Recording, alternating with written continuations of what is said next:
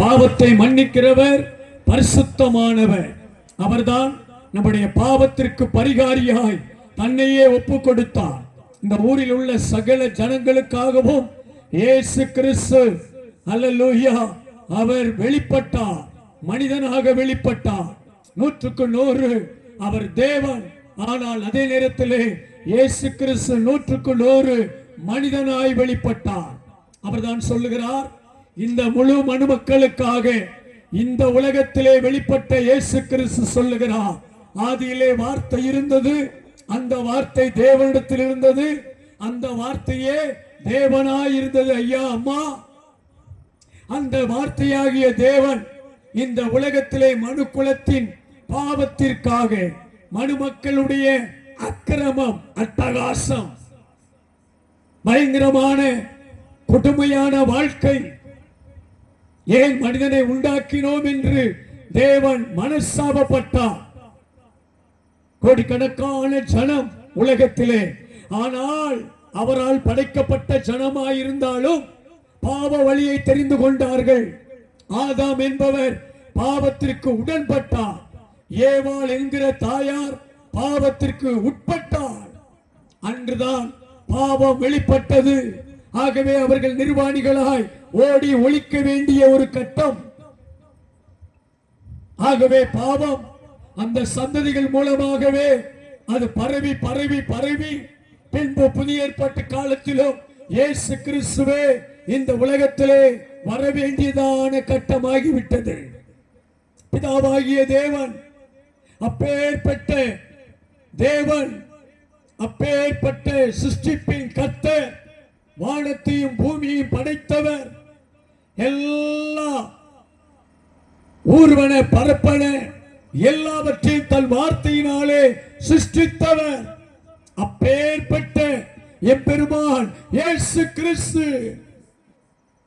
சர்வ உலகத்திற்கும் ஆண்டவர், எஜமானர். ஆனால் மனிதனுடைய அக்கிரமத்திற்காக அவரே இந்த உலகத்திற்கு வர வேண்டிய ஒரு கட்டம். இரத்தம் சிந்தல் இல்லாமல் பாவ மன்னிப்பு இல்லை. ஆகவே தான் தன்னையே ஒப்பு கொடுக்கும்படியாக, இப்பேற்பட்ட பாவத்தை மன்னிப்பதற்கு வேறு ஒரு இரத்தத்தை சிந்தினால் விமோச்சனம் இல்லை. அல்லது பாத யாத்திரை போனால் விமோச்சனம் உண்டா? இல்லை. ஆனால் அவரே உங்களுக்காக, எனக்காக, எல்லா அரசியல்வாதிகளுக்காக, எல்லா நாட்டின் அதிபர்களுக்காக, எல்லா ஜனாதிபதிகளுக்காக படைத்த தெய்வம் அவரே இந்த உலகத்திலே வெளிப்பட்டார். அந்த வார்த்தை மாம்சமாகி கிருபையினாலும் சத்தியத்தினாலும் நமக்குள்ளே வாசம் பண்ணினார். அவர் யார்? அவர் தாயா கர்த்தராகிய இயேசு கிறிஸ்து. பல அவதாரங்கள் அல்ல, அவர் ஒரே தரம் வெளிப்பட்டார். ஆகவே தான் உலக மக்களுடைய பாவத்தை தன்மேல் ஏற்றுக்கொள்ளும்படியாக சிலுவையை தெரிந்து கொண்டார். சிலுவை சாபத்தின் சின்னம். ரோம அரசாங்கத்திலே அப்படிப்பட்ட ஒரு சின்னமாய் கருதப்பட்டது. அந்த சின்னத்தை அவர் தெரிந்து கொண்டார். அந்த சிலுவையை யாருக்காக? உங்களுக்காக, எனக்காக. நீங்களும் நானும் மறிக்க வேண்டிய இடத்திலே இயேசு கிறிஸ்து அந்த பொறுப்பை எடுத்துக்கொண்டார். இயேசு கிறிஸ்து சொல்லுகிறார், அப்படிப்பட்ட பாடுகளை ஏற்றுக்கொண்டு சிலுவை சுமந்து எல்லா காரியத்திலும் மீண்டும் அங்கே அரசாங்கத்தால் தீர்ப்பு வழங்கப்பட்டு அவரை சிலுவையிலே அறைகிறார்கள். தெய்வம் சிலுவையிலே அறையப்பட தன்னை ஒப்பு கொடுத்தார். எவ்வளவு பெரிய தியாகம்! இயேசு கிறிஸ்துடைய இதயம் எப்பேற்பட்ட இதயம்! மனிதனுடைய இருதயம் திருக்குள்ளது, மகா கேடுள்ளது. ஆனால் தெய்வம், அவருடைய இருதயம் உங்களுக்காக, எனக்காக தவிக்கிறது, ஏங்குகிறது. என் பிள்ளைகள் பரிசுத்தமாய் வாழ மாட்டார்களா? பக்தி விருத்தி அடைய மாட்டார்களா? ஜெபிக்க மாட்டார்களா? வேதத்தை வாசிக்க மாட்டார்களா? பரலோகமாகிய மோட்சத்துக்கு என் வழியாய் வரமாட்டார்களா? இது ஜீவ மார்க்கம். இயேசு கிறிஸ்து ஒரு கிறிஸ்தவ மத தலைவர் அல்ல. கிறிஸ்தவ மதத்தை ஸ்தாபிக்க வரவில்லை, அல்லது ஒரு கிறிஸ்தவர்களுக்குரிய தெய்வம் அல்ல இயேசு கிறிஸ்து ஐயா. அவர் உங்களுக்கும் எனக்கும் பொதுவான தெய்வம் ஐயா. அவர் ஒருவரே இரட்சகர், மீட்பர், பாவத்திலிருந்து விடுதலையை கொடுக்கிறவர். ரகசிய பாவம், பகிரங்க பாவம், அந்தரங்க பாவம், பெரும் பாவங்களுக்கு உங்களை விடுவிக்கிறவர், வாலிபர்களை விடுவிக்கிறவர், குடும்ப தலைவர்களை விடுவிக்கிறவர்.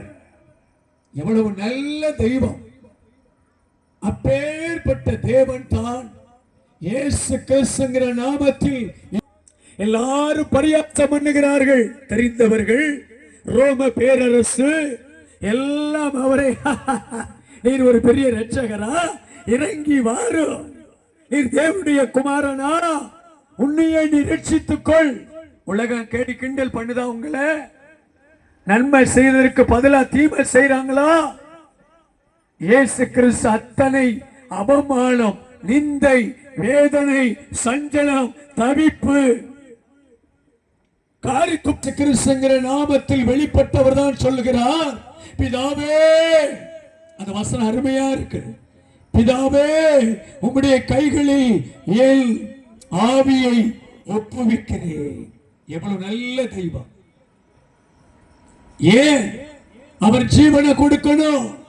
நீங்க மறிக்க வேண்டிய இடத்துல, நீங்க ரத்தம் செய்ய வேண்டிய, நீங்க ரத்தம் சிந்த வேண்டிய இடத்துல இயேசு கிறிஸ்து ரத்தம் சிந்தி விட்டார், ஜீவனையும் கொடுத்து விட்டார்.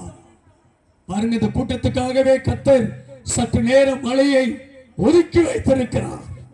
அகிலாண்டத்தை சிருஷ்டித்த தெய்வம்.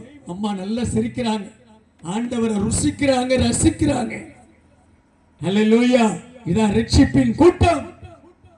இங்கே சொல்லுகிறது மூன்றே காரியம் சொல்லி முடிக்க போகிறேன். அவர் பலியாக தம்மை ஒப்பு கொடுத்தார். அவர் எப்படி ஒப்பு கொடுத்தார்? நீங்களும் நானும் இயேசுவுக்கு நம்மை ஒப்பு கொடுக்க வேண்டும் என்பதற்காக அவரே பலியாக, பலியாக. வேறு எந்த விதமான பறவைகளோ மிருக ஜீவனுடைய பலிகளையோ கொடுக்க வேண்டாம் ஐயா. பாவ நிவாரணம், இரத்த பலி நீங்க, உங்கள் குடும்பத்தின் சாபம் நீங்க, பிசாசின் போராட்டம் நீங்க. வேறு எந்த மாந்திரிகமோ ஜாதகமோ வேறு எந்த இரத்த பலிகளோ வேண்டாம். உங்கள் பணம் தான் வீணா போகும். ஆனால் இயேசு கிறிஸ்து அவரையே பலியாக ஒப்பு கொடுத்தார். எவ்வளவு நல்ல தெய்வம்! உங்க வயது, இவங்க இருக்கிற ஐயாமாருடைய வயது 60, 65, ஏன் 70 கூட இருக்கலாம். சில இந்த ஊர்ல சிலருக்கு 80 வயது உள்ள பாட்டியமா இருக்கலாம்.